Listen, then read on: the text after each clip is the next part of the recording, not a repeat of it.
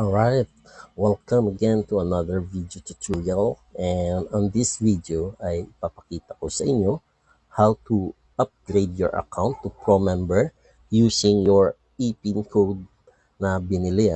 So, dito tayo sa ating members menu, sa ating members dashboard, and tap nyo yung members menu.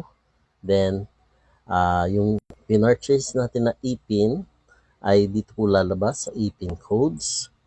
Ayan, makikita niyo po dito yung ePIN code details kung saan unused siya. Then, ang kailangan lang natin gawin is of course copy the code. Yan lang, i-copy nyo yan. Then, after you copy it, punta tayo sa members menu.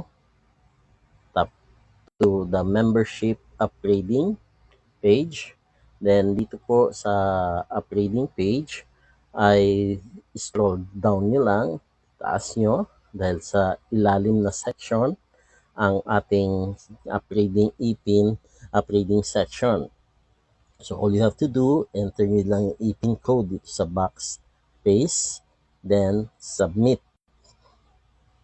Alright, congratulations, you have successfully upgraded to Pro Member and activated na po ang inyong account, and your product will be shipped to your doorstep once na nakita ng admin na nag-upgrade na po yung inyong account. Alright, so that's it. Ganun lang po kasimple how to upgrade your membership, your free membership to Pro Member using ePIN code.